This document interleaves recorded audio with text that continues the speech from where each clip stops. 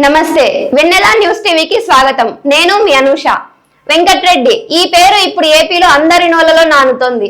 YCP ప్రభుత్వంలో mining వ్యవహారాల్లో చక్రం తిప్పిన వెంకట్రెడ్డిని కూటమి ప్రభుత్వం సస్పెండ్ చేసింది.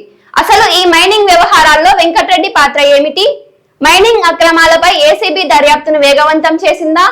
ఇందులో అప్పటి ప్రభుత్వ పెద్దల పాత్రపై కూడా కూటమి ప్రభుత్వం దృష్టి సారించిందా? Watch the story.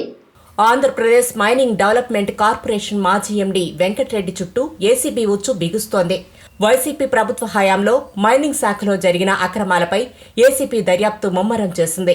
ఇప్పటికే ఏపీలో పలు జిల్లాల్లో ఉన్న మైనింగ్ ఆఫీసుల్లోని రికార్డులను స్వాధీనం చేసుకుంది. వెంకట్రెడ్డితో పాటు వైసీపీ పెద్దలతో అంటకాగిన అధికారులపైన కూడా ఏసీబీ విచారణ చేస్తోందట. ఇటీవల కొత్తగా అధికారంలోకి వచ్చిన కూటమి ప్రభుత్వం జూలై 31న వెంకట్రెడ్డిని సస్పెండ్ చేసింది. దానికి సంబంధించిన నోటీసులు ఇచ్చేందుకు వెళ్లిన అధికారులకు ఆయన ఆచూకీ దొరకలేదు. దీంతో అతని మెయిల్కు నోటీసులు పంపారు. అప్పటి నుంచి వెంకట్రెడ్డి పరారీలో ఉన్నారు.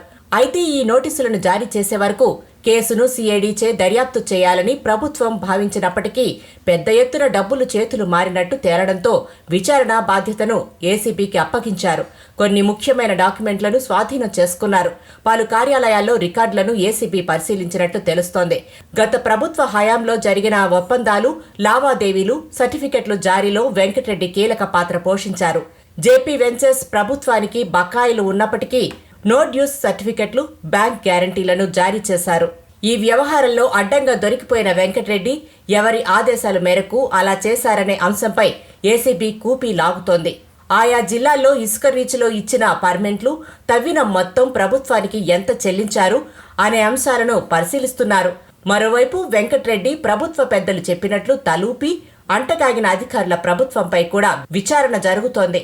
తీసుకున్న కమిషన్లు ఎవరికి చేరాయి, ఎలా చేరవేశారు, ఇందులో ప్రభుత్వ పెద్దల పాత్రపై కూడా ఏసీబీ దర్యాప్తు చేస్తోంది.